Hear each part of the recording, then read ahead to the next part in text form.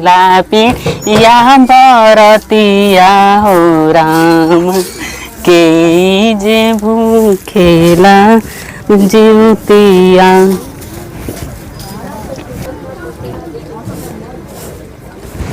का जाने कहाँ दो कबे से गइल बड़न अभी तक ले अइलन ना। बुझा तो कि घूमे जातन तो घूमते रहतन खाना वाना खइले नहीं खन। अब हम का करी कल जीवतिया के परब कैसे का होई।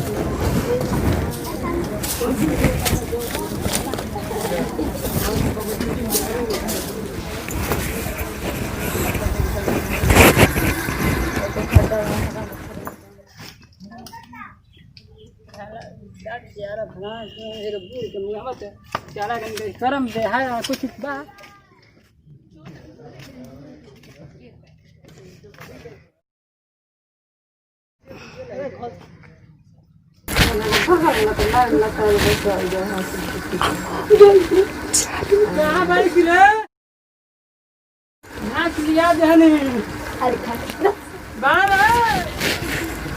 आ गई घास लेके। हाँ घास तो लेके आ गई। खाना खा ली चली। कहाँ बहू हमारा के मुँह तटे ओकरा बुझाता। का जाने केने तो घूमे गइल बाटे जाई जोहली। तो बूढ़ बाप के मुँह तटे सारा उ नहीं खाना खा ली काटतानी। हाँ लिया दू कबर खा ली है लिया खा ली दुकान आ गेलो। हाँ ट्यूशन पढ़े छुट्टी भइले 2 घंटा न हो गइल। आओ तनी पैदल वाला साइकिल खराब होय लड़का के दोस्त डाल बाबू डाल कन्ने की 100 रुपया बात द ना बिहार पुलिस काइले भर दी। अरे लगले न देले रहनी रे तो फीस दे देनी है जमा कर देनी है नु।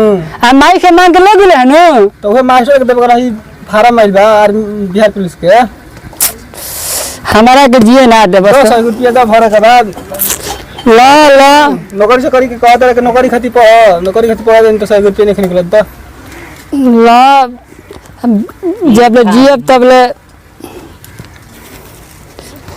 ला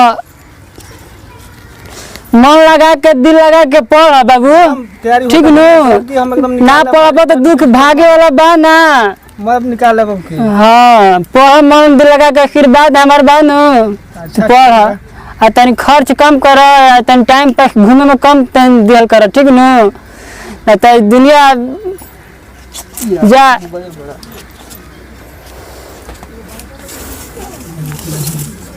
इहे बनल बा हो बुद्धि हई आगे चावल बनैलू है। हाँ तो का करी नारल दल यही बड़े देकर खाए ले हैं। कल जीवतिया के परब हटे सब लोग कल परब भूखी आ कुछ पैसा वैसा नहीं खे का कर जे कैसे करम चली। तो हमारे कहाँ बा ना रहल तो 100 रुपया बबुआ के देनी है। अब बवाली तो खाली बा ना मालिक कहाँ जाता नहीं मांग ले आई का करम जुतिया तो जाते मालिक कहाँ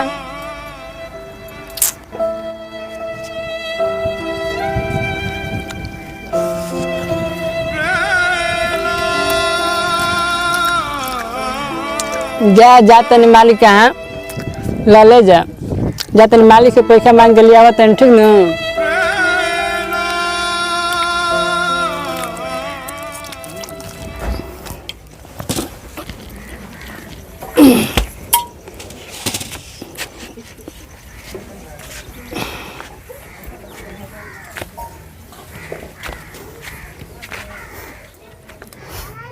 चला मालिक के चल के मांगा ताने वो कौन ठीक बदी है कि ना दी है।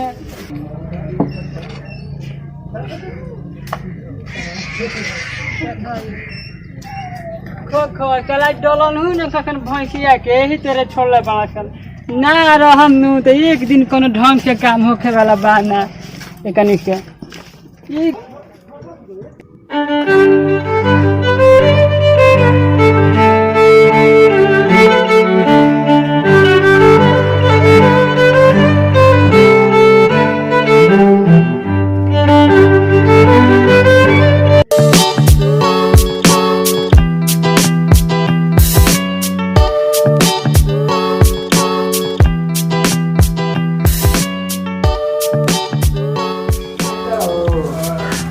बिया खेत को नहीं बाग में डूब गई हो। काहे धानु मंगरुआ आइला कि ना? ना वो अभी कहाँ है ना मालिक। पता लगा ना कि आवे लगा लगा पहुंची को करी। ना पहले के पैसा ले गइल बा भी आइल ना उ। पैसा ना देला सुन। पैसा नहीं खे देत नु तो जाके ओकर भैंस खोल लिया सो दोनों जाके। हां हां ये पहले बा। हां तो ना दी तो का कइल जाई। जाके ओकर भैंस खोल लिया सो तब उ आई। आओ तो काम मतलब बिहार पे की उहे चलल बा।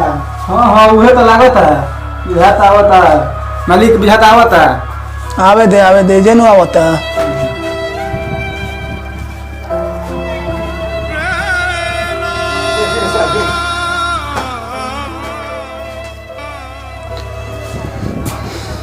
गोला तन मालिक खुश हो कैसे ले मंगरुआ? अनि रो कहा तने उम्मीद लेके का रे पहले के तो देबे ना कइले जौन बाकी रहे। दे दे हम मालिक भैंसिया गाभिन बिया पहले दिन एक दिन बेचाई दे दे हम मालिक टेंट के मालिक दे रो देख रो को बोले मंगरुआ पहले के हिसाब कइले बा कि ना? ना कहां देला समझ पैसा। आई फिर आ गइल बा पैसा खाती।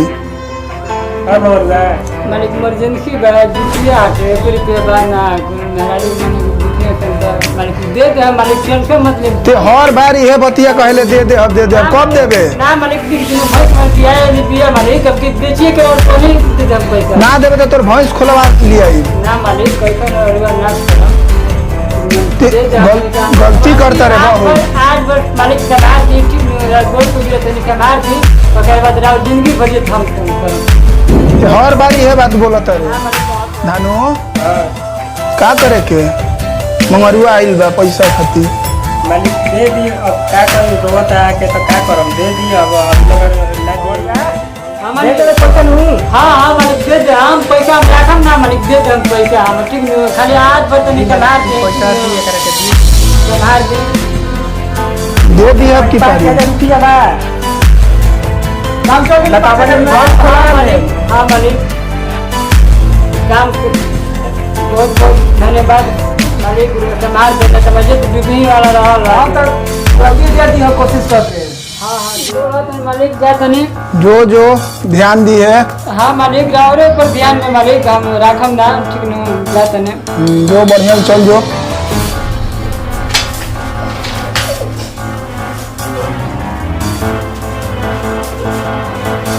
छोटे में वो जो तो खल्ला में तो ये तो साथी था एक तरह का आइटम था हो गया। धानु पैसा दे दी कि ना? ना भी तो ये भैया फोन किया टेंशन करे लो पैसा होते दियो जाके दोनों जाना ना दी अब की के मारी के खोल लिया के बा। ठीक है बा। जाके एक महीना बाद ओकरा बेटा कादा कर लिया मंगरुआ बिरी। हम जा तनी धनुआ बिरी हो जा बिखरिया बिरी पैसा लिया के बा। हां 50,000 रुपया बा आ जाके तगादा कर लियो लो।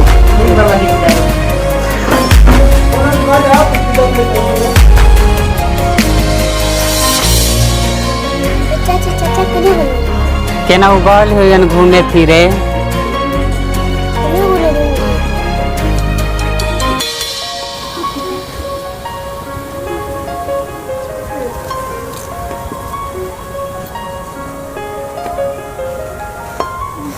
केना भाई हो ला पैसा ले कोई नहीं है गोथवा के लिया देनी दी। हाँ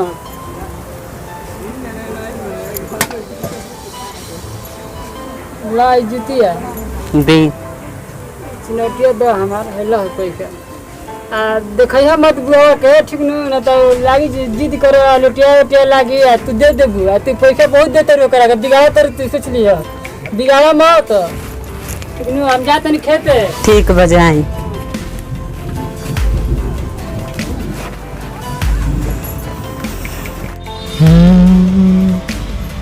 हरे राम राम राम हरे कृष्ण हरे सिया राम। बड़ी घाम भइबा केहू बा ना पता हो तो है नहीं जवा आदमी के। का हो मंगरू का हाल बिया? ठीक है बा सर समाचार ठीक बा नु? हाँ बड़ा गर्मी बा हो। का कहब गर्मी तो बा लेकिन पैसो नहीं खे पंखा पीने हाँ हो लइकावा के तार मतलब नौकरी उकरी कहीं लागल? कहाँ फार्म वार्म भरले बने। अच्छा हाँ देखा आज कल में आवे वाला बाटे, अभी कहाँ कुछ सुनाइल, ना कहाँ कुछ सुनाइल, पैसा वही तरफ चिट्ठी लाओ। ना मामा हो तनी देख ली निकल एक लेटर आइल बा हो।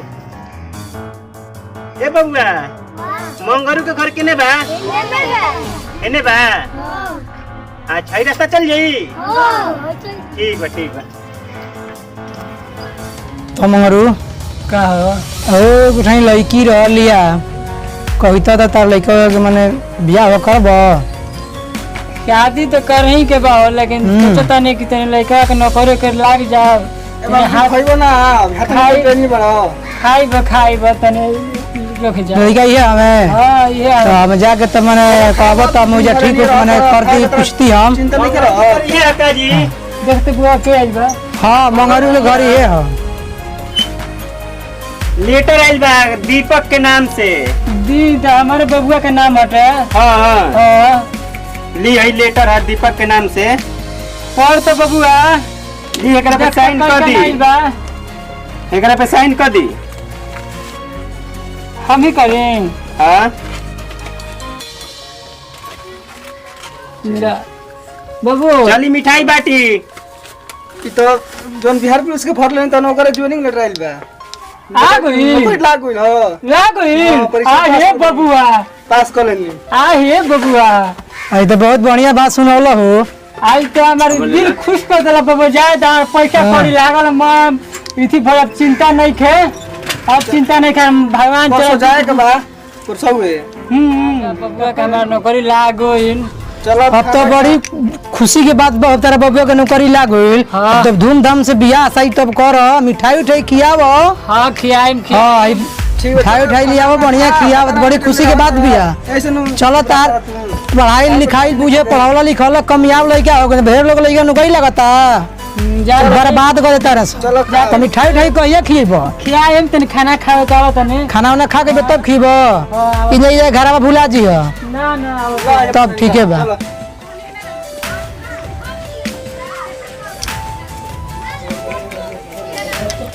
बुढ़ऊ तो कदम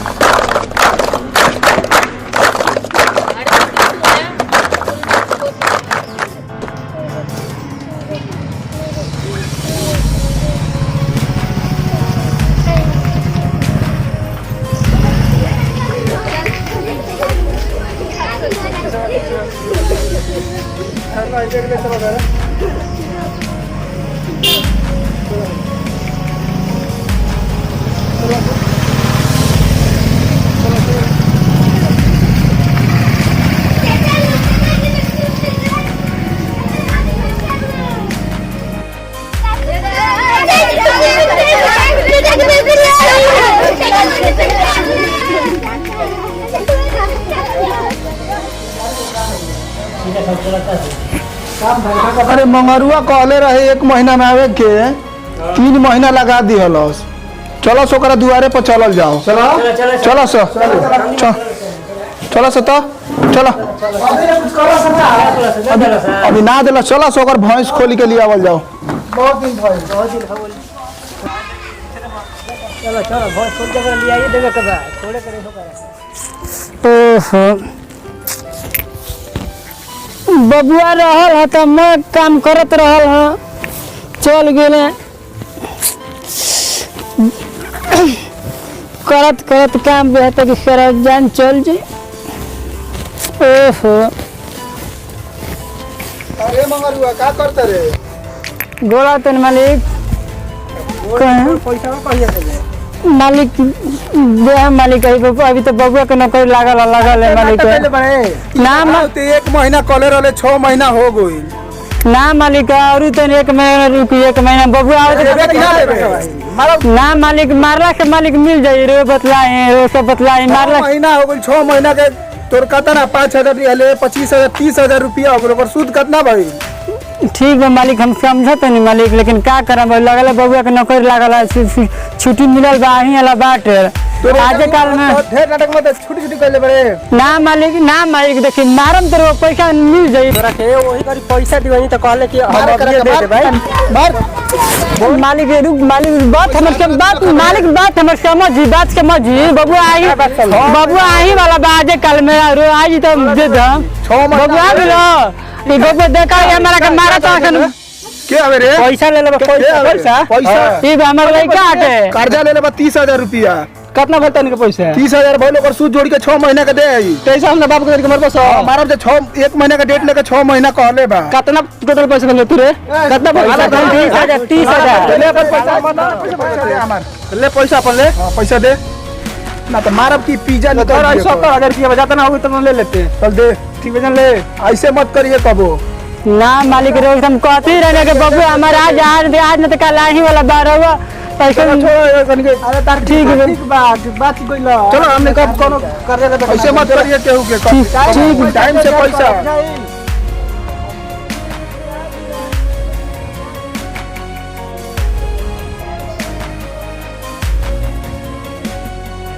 नमस्कार दोस्तों, हम इसके चौरसिया आप तमाम भोजपुरिया सब समाज के गौर छुके गौर रखते हैं।